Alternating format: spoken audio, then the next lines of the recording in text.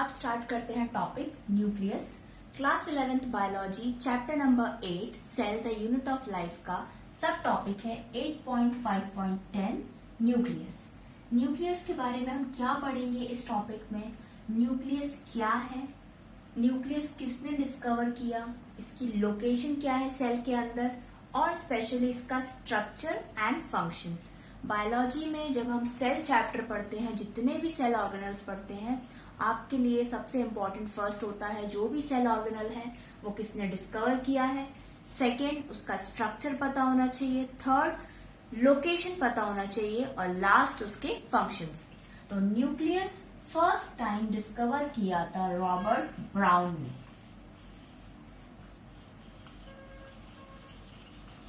Robert brown ने क्या discover किया? उन्होंने जब सेल की स्टडी करी और डिटेल स्टडी करी सेल की माइक्रोस्कोप में, तो उनको एक स्ट्रक्चर मिला।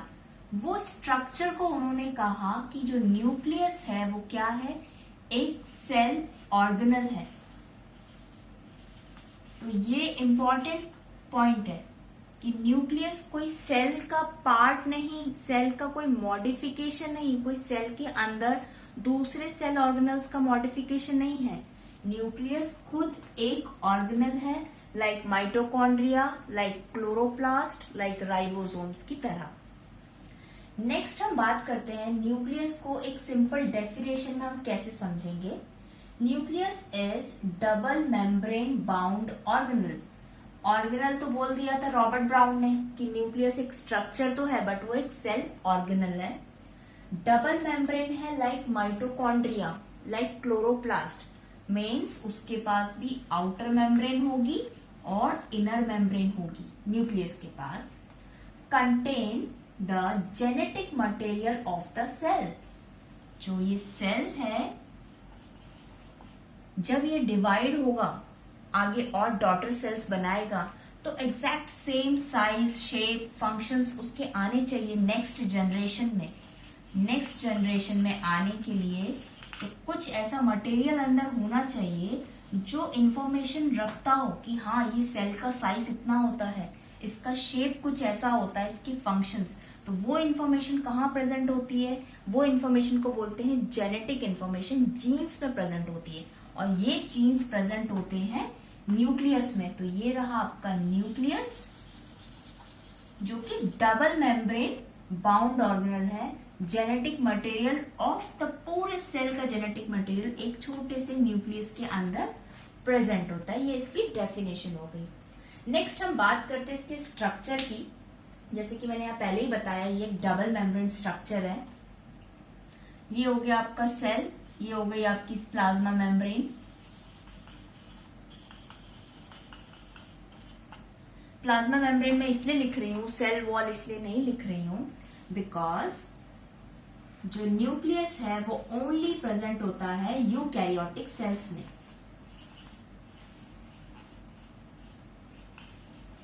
प्लांट सेल्स, एनिमल सेल्स, जितने भी यूकैरियोटिक सेल्स हैं उसी में, उनके सेल्स में ही न्यूक्लियस प्रेजेंट होता है, प्रोकैरियोटिक सेल्स में नहीं होता है। तो ये सबसे बड़ा जो डिफरेंस बिटवीन आता है prokaryotic cells and eukaryotic cells का, वो यही होता है जो भी सेल्स में न्यूक्लियस प्रेजेंट है वो यूकैरियोटिक सेल्स है, और जिसमें नहीं प्रेजेंट है वो प्रोकैरियोटिक सेल्स होते हैं। इसका एक एक्सेप्शन है, वो है आरबीसी, यानी कि रेड ब्लड सेल, वो भी मैच्योर आरबीसी, एरिथ्रोसाइट जिसको कहते हैं। मैच्योर आरबीसी के अंदर न्यूक्लियस प्रेजेंट नहीं होता है, और आरबीसी हमारी बॉडी, ह्यूमन बॉडी में प्रेजेंट होती है। ह्यूमन एक यूकैरियोट है, हमारे जो सेल्स है वो यूकैरियोटिक सेल्स हैं। तो यूकैरियोटिक सेल्स में न्यूक्लियस होना कंपलसरी है, बट एक्सेप्शन है कि आरबीसी एक ऐसी यूकैरियोटिक सेल है जिसके अंदर न्यूक्लियस प्रेजेंट नहीं होता है। अब बात करते हैं इसके स्ट्रक्चर की। स्ट्रक्चर डबल मेम्ब्रेन है। ये मेरा न्यूक्लियस मैंने बना दिया, अब मैं सेल नहीं बना रही हूँ, डायरेक्ट न्यूक्लियस है। ये आउटर मेम्ब्रेन हो गई और ये हो गई इनर मेम्ब्रेन न्यूक्लियस की। तो जब आउटर मेम्ब्रेन है, इनर मेम्ब्रेन है, तो इसके बीच में भी कुछ होगा। ये पार्ट, इस पार्ट को क्या बोलते हैं? इस पार्ट को बोलते हैं न्यूक्लियर स्पेस। जब हम माइटोकॉन्ड्रिया पढ़ रहे थे तो माइटोकॉन्ड्रिया भी डबल मेम्ब्रेन ऑर्गेनेल है। आउटर मेम्ब्रेन थी, इनर मेम्ब्रेन थी, और उसके बीच के स्पेस को बोलते थे पेरी माइटोकॉन्ड्रियल स्पेस। तो यहाँ न्यूक्लियस की भी आउटर मेम्ब्रेन है, इनर मेम्ब्रेन है, और उसके बीच की स्पेस को बोलते हैं पेरी न्यूक्लियर स्पेस। अब यहाँ पे एक और इम्पोर्टेंट पॉइंट ये है, जो ये मैंने न्यूक्लियस बनाया है सेल के अंदर, सपोज ये इसकी आउटर मेम्ब्रेन हो गई और ये ग्रीन वाली इसकी इनर मेम्ब्रेन है। तो जब मैंने एंडोप्लाज्मिक रेटिकुलम पढ़ाया था तब मैंने बताया था जो एंडोप्लाज्मिक रेटिकुलम होता है वो न्यूक्लियस से लगा हुआ होता है। तो इट मींस जो इसकी आउटर मेम्ब्रेन है न्यूक्लियस की, किसकी, न्यूक्लियस की जो आउटर मेम्ब्रेन होती है वो कंटिन्यू होती है किसके साथ में, एंडोप्लाज्मिक रेटिकुलम के साथ में। तो ये एक इंपॉर्टेंट क्वेश्चन बन सकता है कि जो न्यूक्लियस की मेम्ब्रेन होती है, अब ये जरूरी नहीं है वो बोलेगा कि आउटर है कि इनर है, जस्ट मेम्ब्रेन टर्म दे देगा। जो न्यूक्लियस की मेम्ब्रेन है वो कौन से सेल ऑर्गेनेल्स के साथ में कनेक्ट होती है, एंडोप्लाज्मिक रेटिकुलम, गोल्जी कॉम्प्लेक्स के साथ, कि राइबोसोम्स के साथ। तो इसका आंसर होगा एंडोप्लाज्मिक रेटिकुलम के साथ, ओनली आउटर मेम्ब्रेन। अब बात करते हैं न्यूक्लियस के टाइप्स की, based on the number of nucleus present in the cell. First है यूनिन्यूक्लिएट, सेकेंड है बाइन्यूक्लिएट, थर्ड है मल्टीन्यूक्लिएट एंड फोर्थ है इन्यूक्लिएट। यूनि मीन्स है वन। अगर किसी भी सेल में ओनली वन न्यूक्लियस प्रेजेंट होगा तो वो सेल्स को हम बोलेंगे यूनिन्यूक्लिएट सेल्स, और ऐसे सेल्स जो भी ऑर्गेनिजम्स में प्रेजेंट होंगे उनको कहते हैं मोनोकैरियोटिक सेल्स या मोनोकैरियोट्स। एग्जाम्पल है plant cells. Mostly plant cells जो होते हैं वो यूनिन्यूक्लिएट होते हैं, मीन्स प्लांट्स के अंदर जो भी सेल्स प्रेजेंट है उसके अंदर एक ही न्यूक्लियस होता है। नेक्स्ट बात करते हैं बाइन्यूक्लिएट की। बाइ मीन्स होता है टू। ऐसे ऑर्गेनिजम्स जिनके सेल्स में दो न्यूक्लियस प्रेजेंट होते हैं उनको बाइन्यूक्लिएट्स कहते हैं, या डाइकैरियोट्स, डाइकैरियोटिक सेल्स कहते हैं। एग्जाम्पल है paramecium and liver cells. Third बात करते हैं मल्टीन्यूक्लिएट की, means two plus many nucleus, दो से ज्यादा बहुत सारे न्यूक्लियस हो सकते हैं अगर किसी सेल में, तो उन सेल्स को मल्टी न्यूक्लिएट सेल्स कहते हैं। एग्जाम्पल है एनिमल सेल्स। सेकंड है बोन मैरो सेल्स, जो हमारी बोन्स होती हैं उसके सेंटर में कुछ लिक्विड होता है जिसको बोन मैरो कहते हैं। बोन मैरो जो लिक्विड है उसके अंदर जो सेल्स प्रेजेंट है वो सेल्स के अंदर बहुत सारे न्यूक्लियस होते हैं, क्योंकि बोन मैरो का आगे चल के हम फंक्शन पढ़ेंगे, बहुत इंपॉर्टेंट फंक्शन होता है हमारी बॉडी में। जो न्यू टाइप्स के सेल्स बनते हैं वो सेल्स यहाँ से ही ओरिजिनेट होते हैं, तो यहाँ पे ज्यादा न्यूक्लियस की जरूरत होती है, इसलिए बोन मैरो सेल्स में न्यूक्लियस ज्यादा होते हैं। फाइनल है लास्ट ई न्यूक्लिएट सेल्स, मतलब ऐसे सेल्स जिसके अंदर न्यूक्लियस प्रेजेंट ही नहीं है उनको ई न्यूक्लिएट्स कहते हैं। एग्जाम्पल है ह्यूमन की आरबीसी, उसके अंदर न्यूक्लियस प्रेजेंट नहीं होता है। तो ये होगा न्यूक्लियस के 4 टाइप्स। सिंपल है, uni, bi, multi and enucleate. इसमें एक न्यूक्लियस है, दो से ज्यादा, बहुत सारे। एग्जाम्पल्स याद होना जरूरी है। Bone marrow cells multinucleate होते हैं। लिवर एंड पैरामीशियम में 2 न्यूक्लियस होते हैं। प्लांट के अंदर मैक्सिमम एक ही न्यूक्लियस होता है। नेक्स्ट हम पढ़ेंगे न्यूक्लियस का स्ट्रक्चर, न्यूक्लियस के अंदर और क्या क्या प्रेजेंट है। अब हम पढ़ते हैं न्यूक्लियस का स्ट्रक्चर और कॉम्पोजिशन। उसके लिए मैं बना लेती हूँ यहाँ पर ये हमारा एक सेल, इसके अंदर मैंने बनाया ये न्यूक्लियस। हमें न्यूक्लियस के बारे में पढ़ना है इसलिए मैंने न्यूक्लियस थोड़ा बड़ा बनाया है। ये मैक्सिमम टाइम्स सेंट्रली प्रेजेंट होता है, किसी भी सेल के सेंटर में न्यूक्लियस प्रेजेंट होता है। पहले बताया था ये डबल मेम्ब्रेन स्ट्रक्चर है, तो ये इसकी आउटर मेम्ब्रेन हो गई और ये इसकी क्या हो गई, इनर मेम्ब्रेन हो गई। इनर मेम्ब्रेन को मैं IM लिख रही हूं एंड आउटर मेम्ब्रेन को ओएम, और इसका जो बीच का स्पेस है पेरी न्यूक्लियर स्पेस बोलते हैं। आउटर मेम्ब्रेन से कौन निकल के आ रहा है, और एंडोप्लाज्मिक रेटिकुलम भी लगा हुआ है। आउटर मेम्ब्रेन जो है कंटिन्यू हो रही है एंडोप्लाज्मिक रेटिकुलम के साथ में। ये जो आउटर मेम्ब्रेन है ये थोड़ी थोड़ी रिजेंबल करती है सेल की प्लाज्मा मेम्ब्रेन से। ये सेल है, ये सेल की मेम्ब्रेन है। अगर सेल मेम्ब्रेन की तरह है आउटर मेम्ब्रेन भी न्यूक्लियस की, तो इट मींस जो न्यूक्लियस है इसकी आउटर मेम्ब्रेन भी फॉस्फोलिपिड से बनी होना चाहिए, और ये फॉस्फोलिपिड से ही बनी होती है, सेम सेल मेम्ब्रेन की तरह। एक और पॉइंट है जो आउटर मेम्ब्रेन का इंपॉर्टेंट है। फर्स्ट पॉइंट तो ये हो गया कि ये सेम सेल मेम्ब्रेन की तरह फॉस्फोलिपिड से बनी होती है। सेकेंड ये होता है आउटर मेम्ब्रेन में छोटे छोटे से पोर्स होते हैं। क्या होते हैं? पोर्स।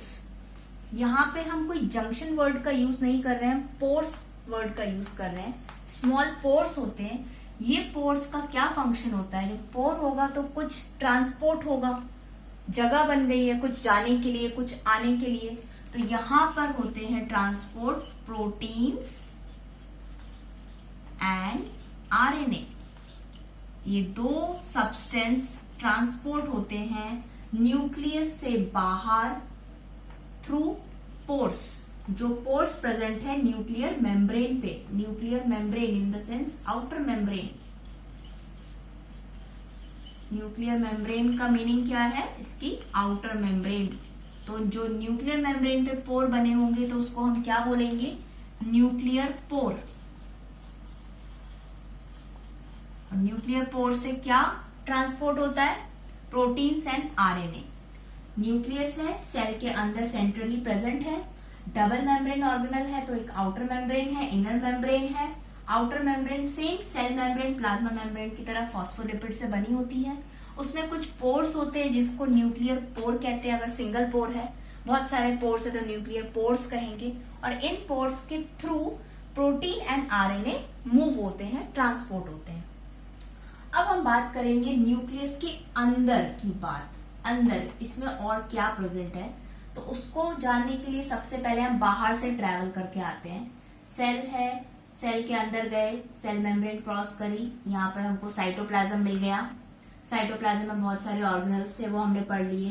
अब हमारा न्यूक्लियस आ गया। ये न्यूक्लियस की हमने आउटर मेम्ब्रेन भी क्रॉस कर ली, पेरी न्यूक्लियर स्पेस में आ गए।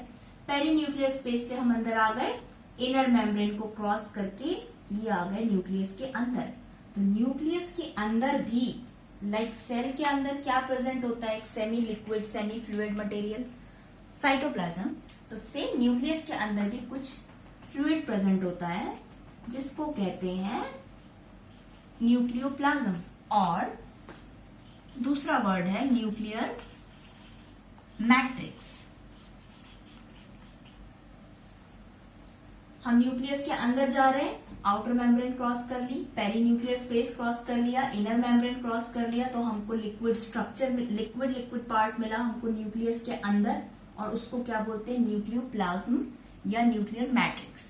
अब ये न्यूक्लियोप्लाज्म के अंदर और क्या है? इसके अंदर दो और चीजें हैं। वो है फर्स्ट क्रोमैटिन, सेकंड है न्यूक्लियोलाई या न्यूक्लियोलस। ये रहा न्यूक्लियस, ये रहा सेल, न्यूक्लियस, न्यूक्लियोप्लाज्म, न्यूक्लियोप्लाज्म के अंदर क्रोमैटिन और न्यूक्लियोलस। तो अब हम क्रोमैटिन और न्यूक्लियोलस को और डिटेल में पढ़ेंगे। अब हम पढ़ेंगे न्यूक्लियस के अंदर क्रोमैटिन एंड न्यूक्लियोलस को। जैसे मैंने पहले बनाया था स्ट्रक्चर ये सेल का, सेल के अंदर बनाया था ये न्यूक्लियस जो डबल मेम्ब्रेन है, आउटर मेम्ब्रेन, इनर मेम्ब्रेन। यहाँ मैं इनर मेम्ब्रेन नहीं बना रही हूँ। और उसके अंदर हमने बात करी थी क्या प्रेजेंट था? न्यूक्लियोप्लाज्म। और न्यूक्लियोप्लाज्म के अंदर मैंने बोला था क्या होते हैं? दो मटेरियल, एक होता है क्रोमैटिन और दूसरा होता है न्यूक्लियोलस। तो पहले क्रोमैटिन को पढ़ते हैं। क्रोमैटिन क्या है? क्रोमैटिन जो भी है वो न्यूक्लियस के अंदर है। क्रोमैटिन है कुछ थ्रेड लाइक स्ट्रक्चर्स। क्या है? ऐसे थ्रेड लाइक स्ट्रक्चर्स जो प्रेजेंट है न्यूक्लियस के अंदर, न्यूक्लियोप्लाज्म में। थ्रेड लाइक स्ट्रक्चर्स, ये thread like structures contain genetic information of cell in the form of DNA, RNA and protein. Cell, nucleus, nucleoplasm, उसके अंदर ही क्रोमैटिन, थ्रेड लाइक स्ट्रक्चर्स हैं कुछ जिसके अंदर जेनेटिक इंफॉर्मेशन प्रेजेंट है in the form of DNA, RNA and protein. DNA है deoxy ribo nucleic acid and RNA है राइबो न्यूक्लिक एसिड, एंड जो प्रोटीन्स प्रेजेंट हैं उसको आप एक्स्ट्रा पॉइंट है याद रख सकते हो तो ठीक है, हिस्टोन प्रोटीन्स। तो ये तीनों मिलके जेनेटिक इंफॉर्मेशन बनाते हैं, जेनेटिक मटेरियल कहलाते हैं, जो क्रोमैटिन में प्रेजेंट होते हैं। और क्रोमैटिन कुछ थ्रेड्स की तरह बहुत सारे होते हैं, आपस में एक दूसरे में टैंगल्ड होते हैं और वो न्यूक्लियोप्लाज्म में प्रेजेंट होते हैं। ये हो गए क्रोमैटिन की बात। क्रोमैटिन को और डिटेल में पढ़ेंगे, समझेंगे। Chromatin, chromosome, centromere, different types के क्रोमोसोम्स, डीएनए। लेकिन उससे पहले न्यूक्लियोलस को भी समझ लेते हैं। न्यूक्लियोलस भी न्यूक्लियोप्लाज्म में प्रेजेंट है। ये स्पेरिकल स्ट्रक्चर है। कैसे स्ट्रक्चर है?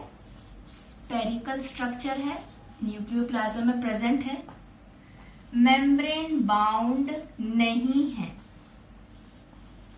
मेम्ब्रेन बाउंड नहीं है, इस पिक के आसपास कोई मेम्ब्रेन नहीं है। यही ऐसी एक प्लेस है न्यूक्लियोप्लाज्म, न्यूक्लियस के अंदर, जहां पे एक इंपॉर्टेंट प्रोसेस ट्रांसक्रिप्शन होता है। अगर आपने मेरा पहला वीडियो देखे हैं पहले के, जिसमें मैंने राइबोसोम को डिस्क्राइब किया है, राइबोसोम कैसे हेल्प करता है प्रोटीन सिंथेसिस में, वहां पर मैंने ये ट्रांसक्रिप्शन वर्ड समझाया था। ट्रांसक्रिप्शन इन द सेंस, जो ये क्रोमैटिन में डीएनए प्रेजेंट होता है, ये डीएनए कन्वर्ट होता है सिंगल स्ट्रैंडेड एमआरएनए में। ये आरएनए नहीं, ये डिफरेंट है, ये जेनेटिक मटेरियल है, बट ये सेम डीएनए एमआरएनए में कन्वर्ट हो जाता है सिंगल स्ट्रैंडेड, और ये प्रोसेस को बोलते हैं ट्रांसक्रिप्शन। तो ये ट्रांसक्रिप्शन एग्जैक्टली कहाँ होता है, जो हमने राइबोसोम के बारे में बाद में पढ़ा था कि एमआरएनए पे राइबोसोम्स अटैच हो जाते हैं प्रोटीन सिंथेसिस के लिए। तो ये जो एक सेल होता है, सेल के अंदर जो न्यूक्लियस है, इसमें जो क्रोमैटिन मटेरियल है, इसमें जो डीएनए प्रेजेंट है, वो डीएनए न्यूक्लियोलस एरिया में जाकर एमआरएनए फॉर्म करता है। इस प्रोसेस को ट्रांसक्रिप्शन कहते हैं। तो एग्जाम में जो डीप में क्वेश्चंस आते हैं, तो वो ये आता है, जो ट्रांसक्रिप्शन प्रोसेस है वो न्यूक्लियस के कौन से पार्ट में होता है। अब आपने न्यूक्लियस के बहुत सारे पार्ट्स पढ़ लिए, outer membrane, inner membrane, perinuclear space, chromatin, nucleolus. तो ट्रांसक्रिप्शन कहाँ पे होता है? न्यूक्लियोलस में। आगे और पढ़ेंगे जो ट्रांसलेशन प्रोसेस है वो कहाँ पर होता है, जिसमें हेल्प लगती है राइबोसोम की। तो अभी के लिए ये दो इंपॉर्टेंट चीजें थी, क्रोमैटिन की और न्यूक्लियोलस की। अब हम नेक्स्ट पढ़ेंगे ये क्रोमैटिन का स्ट्रक्चर, क्योंकि इसके स्ट्रक्चर को डिटेल में पढ़ेंगे तब हमको वर्ड समझ में आएगा। क्रोमोसोम एक ये वर्ड होता है। अभी हमने डीएनए पढ़ा, आरएनए पढ़ा, जीन और सेंट्रोमेयर, क्रोमैटिन, ये सारे वर्ड्स को अब हम समझेंगे आगे। अब हम डिटेल में समझते हैं क्रोमैटिन को। क्रोमैटिन जो न्यूक्लियोप्लाज्म में प्रेजेंट था, न्यूक्लियस के अंदर, पहले बताया था मैंने कि थिन थ्रेड लाइक स्ट्रक्चर्स होते हैं। तो यहाँ पर मैंने ये पूरा क्या बनाया है, ये जेनेटिक इंफॉर्मेशन ही है, बट ये जो क्रोमैटिन पार्ट है वो केवल इतना है। ये थिन पतले थ्रेड लाइक स्ट्रक्चर्स को क्रोमैटिन कहते हैं। तो ये स्ट्रक्चर्स कब प्रेजेंट होते हैं न्यूक्लियस में, डीएनए कब प्रेजेंट होता है न्यूक्लियस में, और फिर हम क्रोमोसोम कब बोलते हैं न्यूक्लियस के अंदर प्रेजेंट होते हैं। जब एक सेल की हम बात करते हैं तो सेल के अंदर जो न्यूक्लियस है और ये जो सेल है ये हमेशा डिवाइड नहीं करता, ये कभी कभी रेस्टिंग पोजीशन में भी होता है। जब इसको कुछ काम नहीं है तब इसके अंदर, सेल के अंदर जो न्यूक्लियस है इसके अंदर जो जेनेटिक इंफॉर्मेशन प्रेजेंट है वो प्रेजेंट होती है क्रोमैटिन के फॉर्म में। ऐसे ही सिंपल थ्रेड जो है, पतले पतले थ्रेड्स ऐसे ही पड़े होते हैं न्यूक्लियस के अंदर, कोई काम नहीं है उनको, ऐसे ही पड़े हुए हैं अभी। फिर अब हम ये वाला पार्ट समझते हैं इसका कि ये क्या बनाया मैंने। जब ये क्रोमैटिन जो है और डिटेल में पढ़ोगे और डीप का स्ट्रक्चर पढ़ेंगे हम माइक्रोस्कोप में और डिटेल में कि ये क्रोमैटिन के अंदर और क्या है। ये थ्रेड लाइक तो है लेकिन कैसा, इसके अंदर और क्या है, तो ये जब आप और डिटेल में पढ़ोगे तो इसमें आपको छोटे छोटे से बीड्स दिखाई देंगे, ये circular beads. In circular beads को बोलते हैं न्यूक्लियोसोम। न्यूक्लियोसोम थोड़ा टफ लग रहा होगा टॉपिक, पूरा वीडियो देखो तब पूरा समझ में आ जाएगा। ये जो क्रोमैटिन है थिन थ्रेड लाइक स्ट्रक्चर्स है, और हमने माइक्रोस्कोप में और डीप देखा और ध्यान से देखा इसमें क्या है, तो कुछ बीड लाइक स्ट्रक्चर्स दिखाई दिए। इन बीड लाइक स्ट्रक्चर्स को क्या बोला, न्यूक्लियोसोम बोला। इसके अंदर क्या निकला, न्यूक्लियोसोम के अंदर और दो चीजें निकली, प्रोटीन प्लस आरएनए। जो मैंने पहले बताया था जो जेनेटिक मटेरियल है क्रोमैटिन के अंदर प्रेजेंट है वो क्या था, डीएनए था, आरएनए था और प्रोटीन था। तो अभी हमने क्रोमैटिन में के अंदर आरएनए और प्रोटीन को तो देख लिया कहां पर है, न्यूक्लियोसोम बीड लाइक स्ट्रक्चर्स के अंदर क्या भरा है, आरएनए भरा है और प्रोटीन भरा हुआ है। अब डीएनए कहां गया, ये रहा डीएनए। जो डीएनए मैंने रेड कलर का बनाया है ये स्ट्रैंड्स, ये जो डीएनए है ये सर्कुलर न्यूक्लियोसोम्स को रैप कर रहा है। जैसे टॉफी होती है ना, एक टॉफी को ऊपर कवर हो जाता है ऐसा, वो तो एक पूरी लेयर होती है, बट यहाँ पर एक छोटी सी आप बॉल ले लो, उसके ऊपर एक धागा को रख दो इस तरीके से, ये धागा जा रहा है, फिर उसी धागे से एक और छोटी बॉल को बांध दो, उसी धागे से एक और छोटी बॉल को बांध दो, तो ये बन जाएगा सेम स्ट्रक्चर। तो ये जो बॉल हो गई इसके अंदर प्रेजेंट हो गया आरएनए एंड प्रोटीन, और ये जो धागा हो गया ये हो गया आपका डीएनए। तो डीएनए, आरएनए, प्रोटीन, ये तीनों ऊपर से क्या बन गए, क्रोमैटिन। जब ये क्रोमैटिन नॉर्मल पड़ा था सेल में रेस्टिंग स्टेज में तो ऐसा धागे जैसा दिख रहा था, लेकिन अब सेल की बारी आ गई क्या, डिवाइड करने की। डिवाइड करना है तो उसको इक्वली कुछ डिस्ट्रीब्यूट करना पड़ेगा इंफॉर्मेशन। अब ये सेल आगे चल के दो सेल्स बना रहा है तो सेम टू सेम सेल्स बनना चाहिए, दोनों के पास न्यूक्लियस आना चाहिए। अब ये एक न्यूक्लियस तो आधा आधा होगा नहीं, ये पहले क्या होगा, डबल हो जाएगा, दो हो जाएंगे और फिर एक इसको मिल जाएगा, एक इसको मिल जाएगा। तो डबल होने के लिए ये जो मटेरियल है ये पूरा डबल होना पड़ेगा। जब ये डिवीजन करता है एक सेल तो ये क्रोमैटिन मटेरियल क्या हो जाता है, और कंडेंस्ड हो जाता है, और कंडेंस्ड होने के बाद में क्या स्ट्रक्चर फॉर्म करता है, क्रोमोसोम का। तो इट मीन्स क्रोमोसोम क्या है, क्रोमोसोम डीएनए से बना है, क्रोमोसोम में प्रोटीन भी है, क्रोमोसोम के अंदर आरएनए भी है, और ये क्या है, क्रोमैटिन भी वही मटेरियल है सेम, उसमें क्रोमोसोम्स में भी वही है। बट क्रोमैटिन जो थ्रेड लाइक पड़े थे ये जब कंडेंस हो जाते हैं और सिकुड़ जाते हैं सेल डिवीजन के टाइम पे, तो एक अच्छा सा स्ट्रक्चर एक क्रोमोसोम फॉर्म कर लेते हैं। ये क्रोमोसोम में क्या है, ये आर्म्स है, ये एक को बोलते हैं हम क्रोमैटिड, क्रोमैटिड, और दूसरी को भी बोलते हैं क्रोमैटिड। तो कितने क्रोमैटिड हो गए, दो chromatids, two chromatids equal to one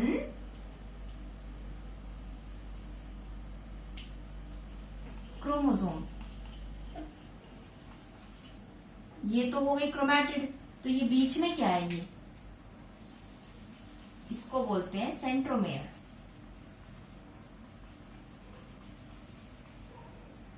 अब हम पढ़ेंगे नेक्स्ट क्रोमोसोम के टाइप्स। क्रोमैटिन समझ में आ गया, न्यूक्लियस है, न्यूक्लियस के अंदर न्यूक्लियोप्लाज्म है, उसके अंदर कुछ थ्रेड लाइक स्ट्रक्चर्स है, क्रोमैटिन। उस क्रोमैटिन के अंदर क्या है, प्रोटीन आरएनए की बॉल्स हैं जिनको न्यूक्लियोसोम बोलते हैं। और ये बॉल्स के ऊपर कौन लपेटा हुआ है, डीएनए पूरा लपेटा हुआ है। तो प्रोटीन आरएनए डीएनए से बना आपका क्रोमैटिन। बट क्वेश्चन आएगा न्यूक्लियोसोम का कॉम्पोजिशन क्या होता है, तो प्रोटीन एंड आरएनए होता है, डीएनए नहीं होता उसके अंदर, उसके ऊपर से डीएनए होके जाता है और स्ट्रक्चर अच्छा सा फॉर्म करता है। जब सेल डिवीजन की बारी आती है तो ये क्रोमैटिन क्या होता है, क्रोमैटिन मटेरियल क्रोमोसोम का फॉर्म कर लेता है। अब हम पढ़ते हैं क्रोमोसोम्स के टाइप्स। क्रोमोसोम जो क्रोमैटिन मटेरियल हमने न्यूक्लियोप्लाज्म में पढ़ा, जब वो कंडेंस्ड फॉर्म में हो जाता है, जब सेल को डिवीजन करना होता है, तब क्रोमोसोम्स फॉर्म होते हैं कुछ ऐसे। ये स्ट्रक्चर था क्रोमोसोम का। अब इसके टाइप्स पढ़ेंगे बेस्ड ऑन, जब अगर हम डिफरेंट टाइप्स पढ़ते हैं किसी भी चीज का तो पर्टिकुलर क्राइटेरिया लेके चलते हैं। तो यहाँ पे क्या क्राइटेरिया है, chromosome types based on position of centromere. Chromosome पढ़ा था, क्रोमैटिड्स होते हैं दो और ये दोनों ज्वाइन होते हैं किससे, सेंट्रोमेयर से। तो इट मीन्स ये सेंट्रोमेयर की पोजीशन चेंज होती रहती है और इस चेंज होने के कारण क्रोमोसोम्स को 4 टाइप्स में डिवाइड किया है। क्रोमोसोम के जो टाइप्स है उनके नाम हम बाद में पढ़ेंगे, पहले हम स्ट्रक्चर पढ़ते हैं, क्योंकि अगर स्ट्रक्चर समझोगे तो नाम इजीली याद हो जाएंगे। फर्स्ट यहाँ पे मैं क्रोमोसोम बना रही हूँ, पहला वाला, जिसमें जो सेंट्रोमेयर होगा ना वो बिल्कुल सेंटर में होगा। ये रहा सेंट्रोमेयर। अगर ये सेंटर में है तो इट मीन्स अपर 2 आर्म्स जो है, ऊपर की जो 2 आर्म्स है और लोअर नीचे की 2 आर्म्स है वो इक्वल होंगी।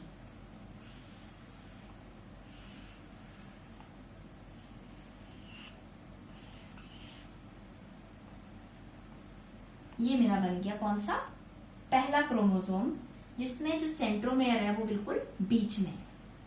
दूसरे की बात करते हैं, अगर ये सेंट्रोमेयर जो है थोड़ा सा ऊपर हो जाएगा तो क्या हो जाएगा, ऊपर की 2 आर्म्स छोटी हो जाएंगी और नीचे की क्या हो जाएंगी, बड़ी।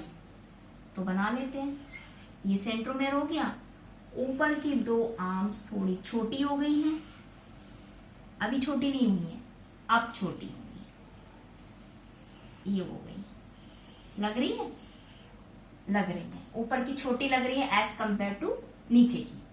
तो जब ये बिल्कुल बीच में होता है, दोनों आर्म्स ऊपर की और नीचे की इक्वल होती है, तो ऐसे क्रोमोसोम्स को बोलते हैं मेटासेंट्रिक। मेटासेंट्रिक क्रोमोसोम्स, मैं CHR डॉट लिख रही हूँ क्रोमोसोम को। मेटा मीन्स बिल्कुल बीच में बैठा है क्रोमोसोम, सेंट्रोमेयर क्रोमोसोम के, तो वो मेटासेंट्रिक क्रोमोसोम हो गया। अगर ये सेंट्रोमेयर थोड़ा सा ऊपर चला जाए या थोड़ा सा नीचे भी जा सकता है, मतलब दोनों आर्म्स जो है अपर या लोअर में से कोई एक छोटी और दूसरी वाली जो है वो बड़ी हो जाएगी, ऐसे क्रोमोसोम्स को क्या बोलते हैं, सब मेटासेंट्रिक।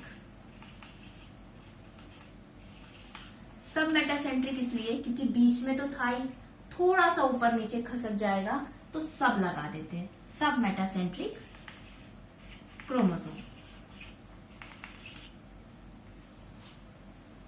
अब थर्ड बात करते हैं,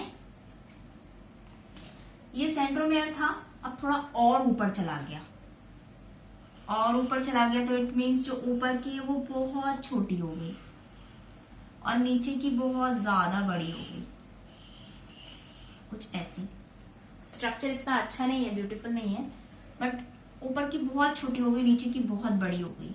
तो ऐसे क्रोमोसोम्स को बोलते हैं एक्रोसेंट्रिक। Acrocentric chromosome. अगर सेंट्रोमेयर बिल्कुल बीच में है, सेंटर में, तो मेटासेंट्रिक। थोड़ा सा ऊपर नीचे हो जाता है तो सब मेटासेंट्रिक। थोड़ा ज्यादा ही ऊपर हो गया, जिससे अपर आर्म बहुत छोटी और लोअर आर्म बहुत लंबी हो गई, ये लोअर आर्म बहुत छोटी और अपर आर्म बहुत लंबी हो गई, तो वो हो गया एक्रोसेंट्रिक। फोर्थ होता है, मतलब ये सेंट्रोमेयर जो है ना बिल्कुल ही एज पे जाके पहुंच गया, उसको बिल्कुल ही पसंद नहीं है कोई भी सिस्टर क्रोमैटिड्स या क्रोमैटिड्स के साथ में रहना, तो वो एकदम टॉप पे पहुंच गया जाकर, कुछ ऐसा।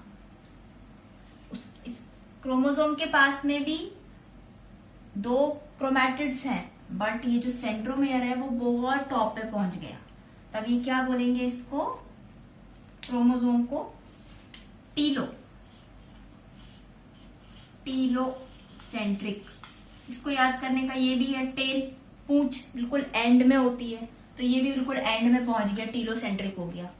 तो मेटासेंट्रिक, सब मेटासेंट्रिक, एक्रोसेंट्रिक एंड टीलोसेंट्रिक, ये 4 टाइप्स की क्रोमोसोम होते हैं based on the position of centromere. Centromere खिसकते रहते हैं यहाँ वहां, तो उसके हिसाब से क्रोमोसोम को हम डिवाइड कर सकते हैं। अब एक और टर्म है, वो है सैटेलाइट। ऊपर वाला सैटेलाइट नहीं, इसमें हम न्यूक्लियस की क्रोमोसोम की बात कर रहे हैं, या फिर इसको बोलते हैं सेकेंडरी कंस्ट्रिक्शन।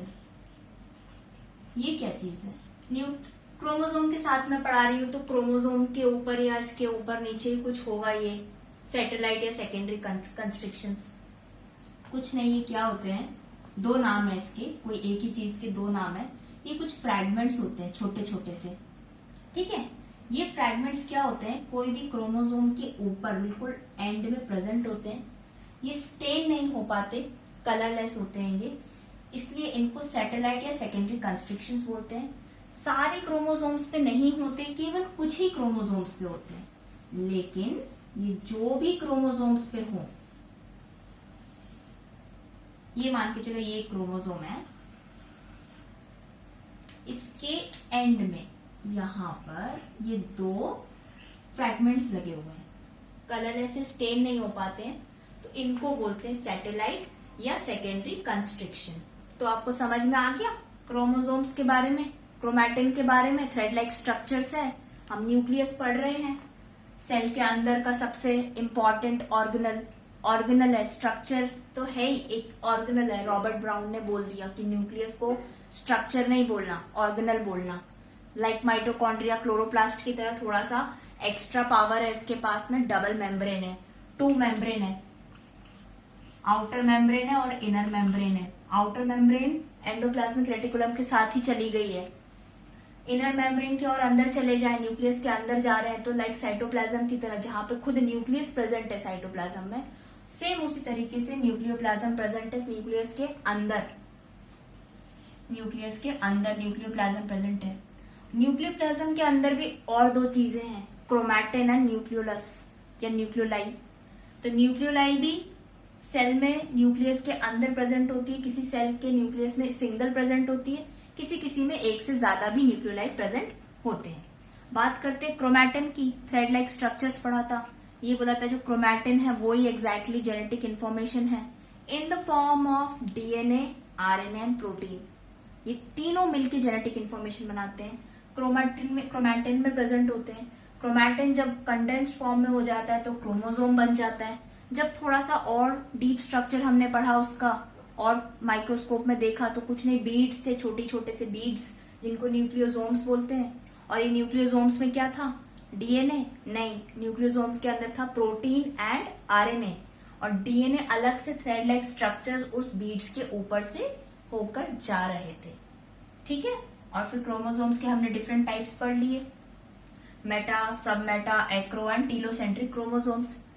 इतने सारे क्रोमोसोम्स में कुछ ऐसे क्रोमोसोम्स होते हैं जिनके ऊपर एक्स्ट्रा कुछ फ्रेगमेंट्स आ जाते हैं कहीं से, वो अभी जरूरी नहीं है जानना कि कहाँ से आ जाते हैं। ये स्टेनलेस होते हैं, आप पूरे क्रोमोसोम को स्टेन कर सकते हो, इसीलिए इनको बोला है कि ये स्टेनलेस है। आप क्रोमोसोम को जब माइक्रोस्कोप में देखना चाहते हो तो ये स्टेन हो जाते हैं, कलर्ड हो जाते हैं, आप देख सकते हो, तभी तो आप पता लगाओगे कि ये सब मेटासेंट्रिक है कि एक्रोसेंट्रिक है। तो ये जो फ्रेगमेंट्स ऊपर प्रेजेंट है ये कलरलेस होते हैं, स्टेनलेस होते हैं, और इनको बोला है सैटेलाइट या सेकेंडरी कंस्ट्रिक्शन। सारे क्रोमोसोम्स में नहीं होते, कुछ पर्टिकुलर क्रोमोसोम्स होते हैं उनमें ऐसी चीजें होती हैं। और न्यूक्लियस तो पता ही है आपको, मेन सेल का ऑर्गेनल है जहां पे सारी जेनेटिक इंफॉर्मेशन प्रेजेंट होती है, उसका सेल का साइज, शेप, फंक्शन, सब चीजें।